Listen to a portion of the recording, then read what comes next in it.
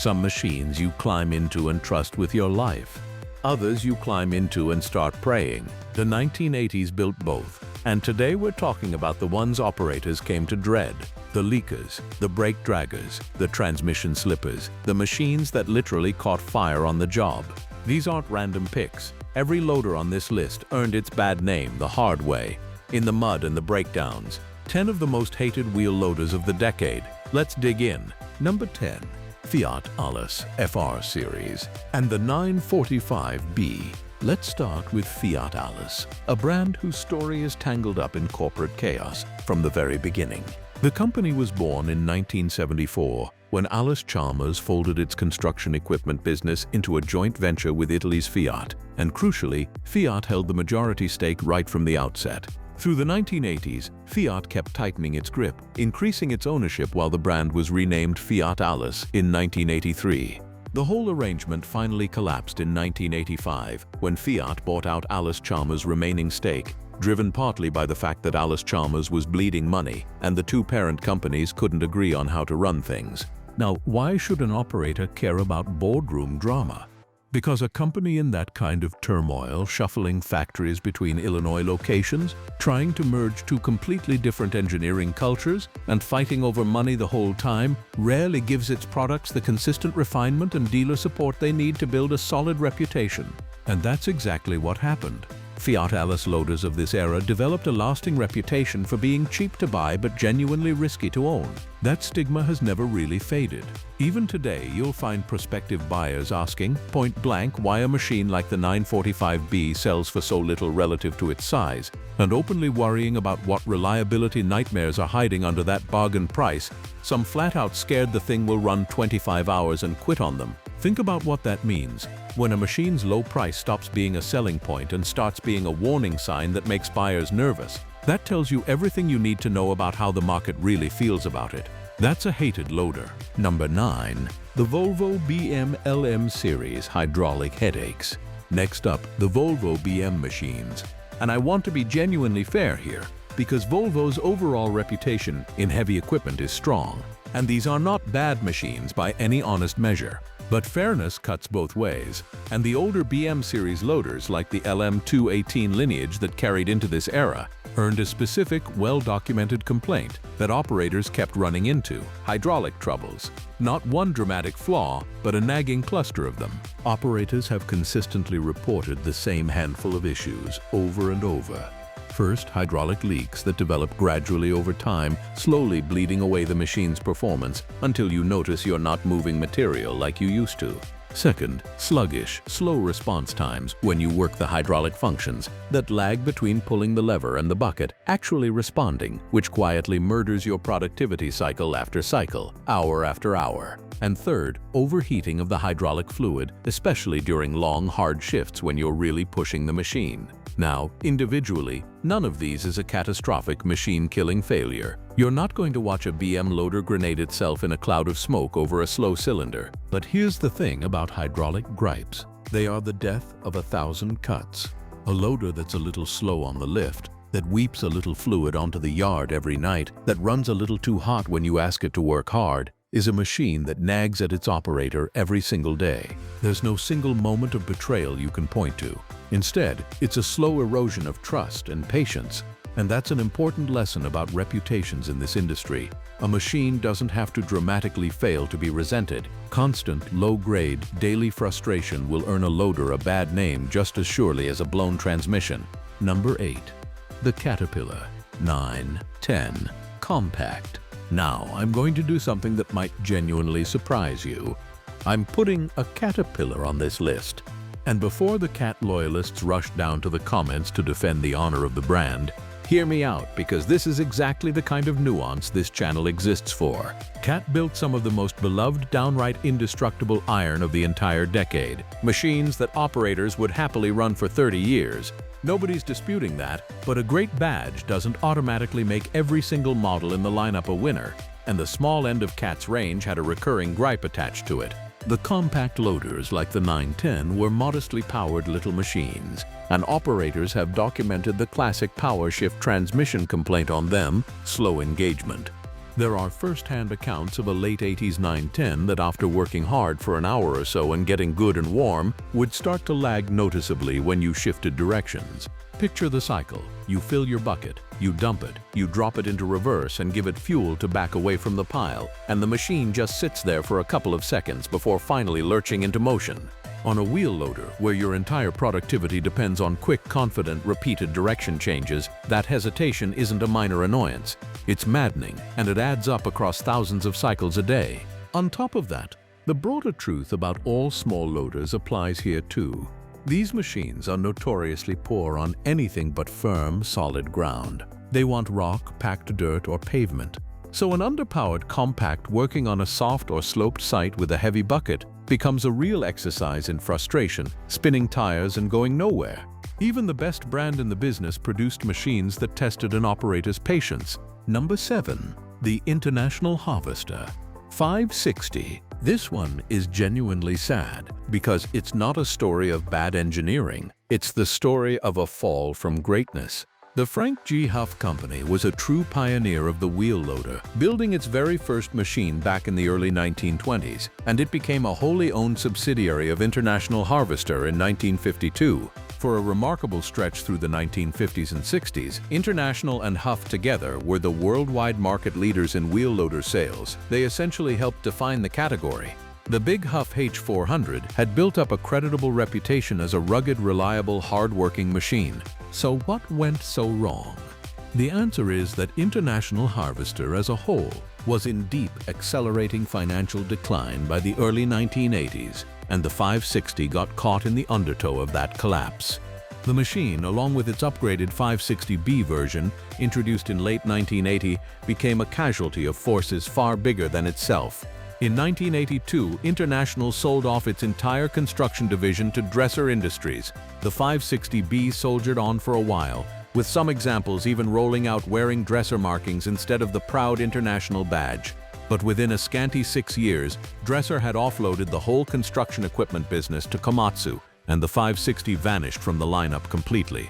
As one classic machine writer memorably put it, Frank Huff must have been turning in his grave. Here's why this kills a machine's reputation, even when the iron itself is sound.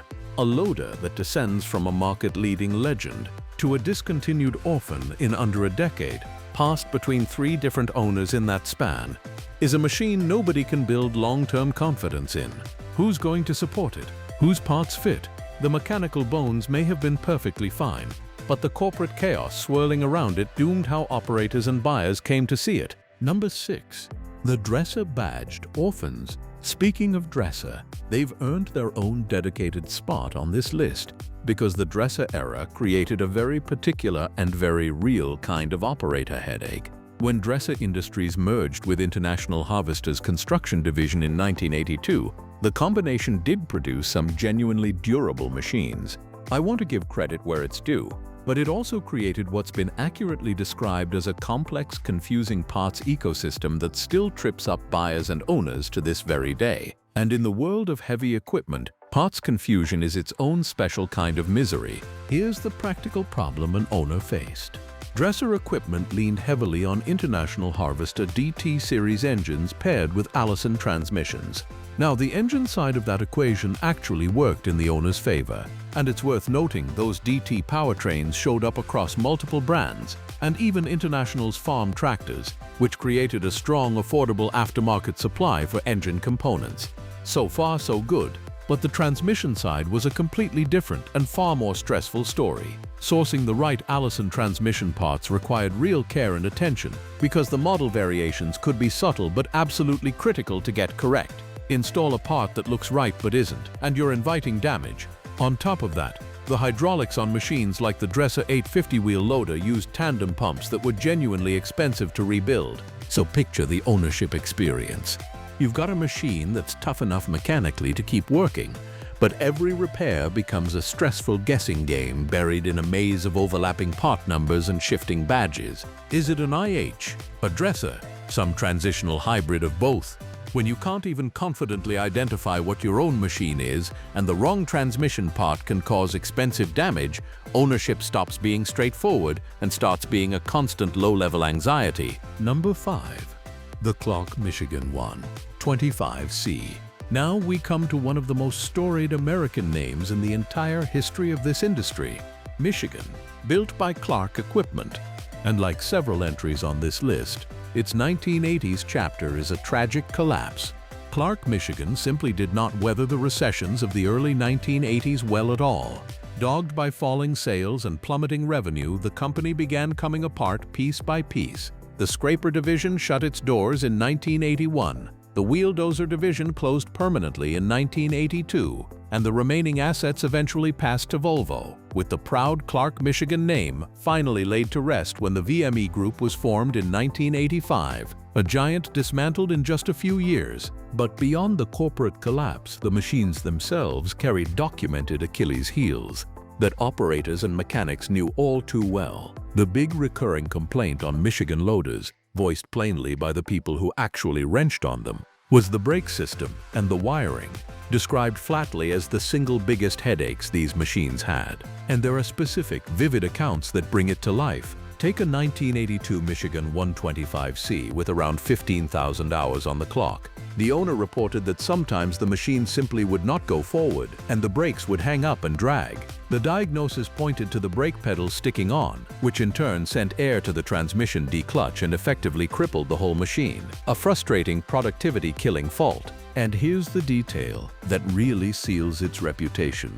One forum user, looking at buying a 125, got so spooked by the well-known familiar problems of these machines that he walked away entirely and bought a dresser instead. Think about that. When a model's bad reputation is strong enough to scare buyers off before they've even turned a key, that is the very definition of a hated machine. Number 4. The John Deere 644B. Transmission troubles. Let's bring John Deere into the conversation. Another brand with a genuinely strong overall reputation that nonetheless had a specific, nagging weak spot in this particular era. The 644 series loaders were popular, capable, well-liked workhorses on the whole.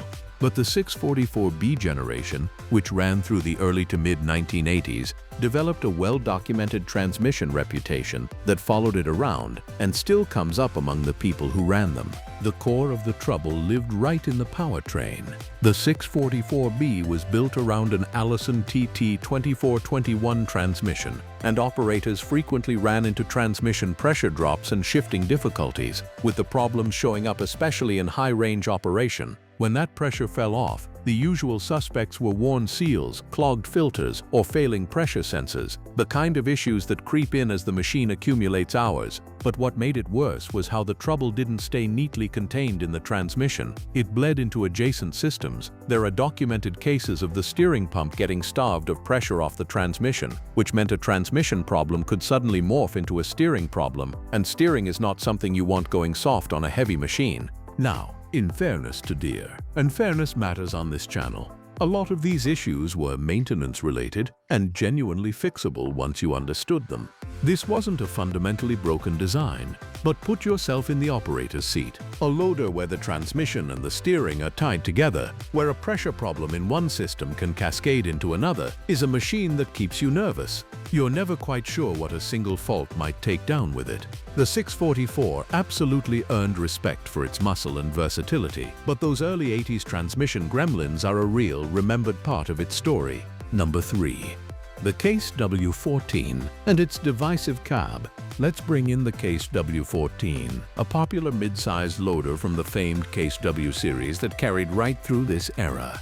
Now, on the whole, the W14 wasn't a bad machine, but it had quirks that genuinely divided operators, and a few documented weak points that wore people down. The most famous gripe wasn't even mechanical, it was the seating position. The W14 placed the operator on the front half of the articulation joint, and a lot of guys flat out hated it. Operators who'd run other loaders said they could never get used to sitting on the front section, especially when backing up, with one veteran calling it the single biggest reason he'd steer clear of a case loader. When the way a machine makes you feel in the seat is its defining complaint, that's a problem money can't easily fix. Beyond the cab, the W14 had real mechanical Achilles heels that owners documented in detail. The articulation swing pins were described as a torment. They wore out quickly if you didn't grease them religiously. The bucket pins wore heavily too, because the bushings simply weren't stout enough for the work. There are also documented accounts of a warm W14 refusing to go into forward or reverse until you shut the engine off and restarted it. A maddening, productivity-killing fault that pointed at the transmission. And the torque converter was driven by a fiber ring on the flywheel that could deteriorate over time. None of these doomed the machine outright, but stacked the love-it-or-hate-it cab on top of the constant pin greasing and the warm transmission gremlins, and you get a loader plenty of operators were happy to walk away from. Number 2. The Allis-Chalmers 645B and the charge pump curse. Coming in at number 2 is the Allis-Chalmers 645B. And this one earns its spot through a genuinely notorious, well-documented design weakness that owners still warn each other about decades later.